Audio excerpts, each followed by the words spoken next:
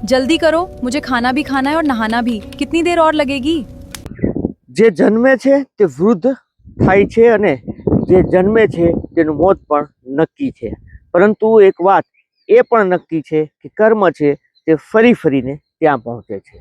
આ સવાલો દેશભરમાં ચર્ચાઈ રહ્યા છે ને એટલા માટે ચર્ચાઈ રહ્યા છે કે એક વિડીયો છે જે વાયરલ થયો છે, જેને હર કોઈના રૂવાડા છે તે ઊભા કરી દીધા છે.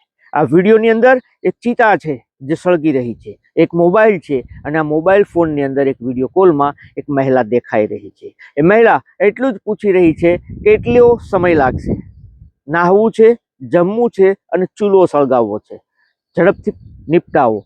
આવું કંઈક વિડીયો વાયરલ થયા બાદ આ વિડીયોને લઈને દેશભરમાં ચર્ચાઓ થઈ રહી છે. આખરે કોનો આ વિડીયો છે, કોણ છે મહિલા, ચિતા જળ સળગી રહી છે, વ્યક્તિ કોણ છે ને તેની પાછળનો ભૂતકાળ શું છે, આ તમામ મુદ્દે વાત કરીએ, વિડીયોની શરૂઆત કરીએ. तारीख तक कराना पड़ेगा हमें, या तो आप 20 तारीख से पहले आ जाओ। अच्छा 20 तारीख से पहले तो हाँ। देखते हैं, अभी मैं आपको बताती हूँ ना। हाँ जी, हाँ जी, अच्छे से हो गया ना सारा काम? हाँ बिल्कुल अच्छे से हो गया। ठीक है, तो मैं ऐसे करने के लिए ना आप मुझे वीडियो भी भेज ठीक है भेज दूँगा। ये आपके आने पे होगा सारा काम। हाँ बाकी तो आप आलोगे जब होगा ना, ये संस्कार हुआ है। अभी तो संस्कार हुआ है। अभी और कितना टाइम लगेगा? तो हम लोग क्या खाएंगे और नाइट एक्स्ट्रा चलाएंगे? નમસ્કાર દોસ્તો, હું છું દિલીપ મોરી અને આપ જોઈ રહ્યા છો નમસ્તે ગીત.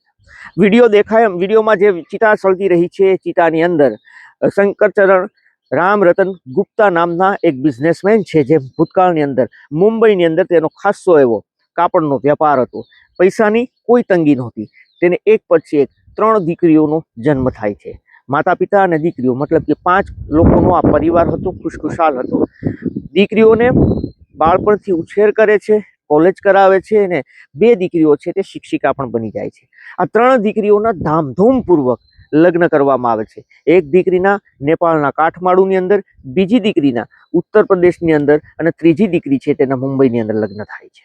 પરંતુ દીકરીઓ ઘરે જતી રહે છે અને આ જે રામરતન ગુપ્તા છે તેનો બિઝનેસમાં લોસ જવાની શરૂઆત થાય છે. તે રોડ ઉપર આવી જાય છે, તેનું મકાન પણ વહેંચાઈ જાય છે. ત્યારબાદ તેની પાસે રહેવા માટે છત નહોતી, જેના કારણે તે મુંબઈના પોતાની દીકરીના મકાનમાં આ બંને પતિ પત્ની છે તે રહેતા હોય છે, પરંતુ ત્યાં કોઈક કારણોસર તેને ના ફાવ્યું અને તે ત્યાંથી રવાના થઈ જાય છે દિલ્હી. પરંતુ તેના ખીચામાં 1 રૂપિયો નથી હોતો, જેના કારણે દિલ્હીમાં ક્યાં રહેવું, ક્યાં જમવું તે મોટો સવાલ હતો. આખરે તેને જૂના દોસ્તો મળે છે અને તે કહે છે કે દિલ્હીની નજીક હરિયાણાનું સોનીપત છે, આ સોનીપતનું વૃદ્ધાશ્રમ છે, જ્યાં આપ જતા રહો. બંને પતિ પત્ની છે, સોનીપતના વૃદ્ધાશ્રમ જાય છે અને ત્યાં રહેવા લાગે છે. પરંતુ 1.5 વર્ષ પહેલા, 3 વર્ષ પહેલા લોકો રહેવા ગયા હોય છે. 1.5 વર્ષ પહેલા આ રામરતન ગુપ્તાની પત્ની છે તેનું અવસાન થાય છે. ત્યાંથી ફોન કરવામાં આવે છે આ 3 દીકરીઓને કે તેમની માતાનું અવસાન થઈ ચૂક્યું છે, અત્યાર સુધી તમે ખબર અંતર પૂછવા નથી આવ્યા, પરંતુ તેના અંતિમ સમય આવી શકો છો મોઢું જોવા માટે. પરંતુ 3 દીકરીઓ કહે છે કે ટાઈમ નથી, તમારી રીતે પતાવી લો. આ રામરતન ગુપ્તા છે એ વૃદ્ધાશ્રમના લોકો સાથે તેની પત્નીનું આ અંતિમ ક્રિયા કરે છે, પરંતુ ત્યારબાદ તેને ત્યાં રહેવામાં તકલીફ થતી હતી, કારણ કે તેની પત્નીની યાદો છે એ વૃદ્ધાશ્રમમાં તેને આવતી હતી, જેના કારણે એ 1.5 વર્ષ પહેલા વૃદ્ધાશ્રમને છોડી દે છે અને નજીકમાં બીજું વૃદ્ધાશ્રમ હોય છે, ત્યાં રામરતન ગુપ્તા છે તે જતા રહે છે. પરંતુ તેની દીકરીઓ છે તેને ફોન કરતી હોય છે, કારણ કે રામરતન ગુપ્તા પાસે એક ફોન હતો જેમાં ક્યારેક ક્યારેક તેની દીકરીઓ ખબર અંતર પૂછતી હતી. 20 દિવસ પહેલા રામરતન ગુપ્તાની તબિયત લથડે છે અને લથડ્યા બાદ તેને હોસ્પિટલ લઈ જવામાં આવે છે, જ્યાં આ વૃદ્ધાશ્રમના સંચાલકો છે આ દીકરીઓને ફોન કરે છે. તેની દીકરીઓ કહે છે કે સારવાર કરાવો, ઠીક થઈ જશે, અમારી પાસે સમય નથી જેથી અમે પહોંચી શકીએ. આખરે તેને સારું પણ થઈ જાય છે, ફરી વખત વૃદ્ધાશ્રમ લાવવામાં આવે છે, પરંતુ 3 ઓગસ્ટના રોજ ફરી વખત તેની તબિયત લથડે છે, ફરી વખત હોસ્પિટલ લઈ જવામાં આવે છે, ફરી વખત આ દીકરીઓને ફોન કરવામાં આવે છે અને ફરી વખત એ જ જવાબ આવે છે. પરંતુ 4મી તારીખે આ રામરતન ગુપ્તા છે તેનું અવસાન થાય છે અને વૃદ્ધાશ્રમના લોકો છે તે તેને અંતિમ ક્રિયા માટે, તેની દીકરીઓ તેને અગ્નિદાહ આપે તે માટે કોલ કરે છે, પરંતુ આ દીકરીઓ કહે છે કે તે પહોંચી શકે તેમ નથી, દૂર થાય છે અને તે જે ચાર્જ થાય છે એ આપી દે છે, તમે જ એ અંતિમ ક્રિયા કરી નાખો, પરંતુ અમારા પિતા છે, જેથી કરીને તમે જ્યારે તેને અંતિમ ક્રિયા માટે તેને કાઢો છો ત્યારે તેના વિડીયો લેજો, સ્મશાન ઘાટ ઉપર પહોંચો છો ને અગ્નિદાહ આપો છો ત્યારે અમને વિડીયો કોલ કરજો, અમે લાઈવ એમાં ભાગ લઈ શકીએ. આવું જ કંઈક વૃદ્ધાશ્રમના લોકોએ કર્યું, સંચાલકોએ. જ્યારે તેની અંતિમ ક્રિયા થતી હતી ત્યારે તેને અગ્નિદાહ આપવામાં આવી રહ્યો હતો. આ સમયે વિડીયો કોલ છે તેની દીકરીને કરવામાં આવે છે. એ જ આ વિડીયો વાયરલ થયો છે, જેમાં તેની દીકરી રામરતન ગુપ્તાની દેખાઈ રહી છે, સામે તેની ચિતા સળગી રહી છે અને એ બોલી રહી છે કે કેટલો સમય લાગશે. પેલા લોકો કહે છે 15 મિનિટ લાગશે. કહે છે કે મારે જમવું છે, નાહવું છે અને ચૂલોય સળગાવવો છે, જલ્દી પતાવો. ત્યારબાદ આ ચિતા છે તેને આગ આપી દેવામાં આવે છે અને મામલો ત્યાં પતી જાય છે.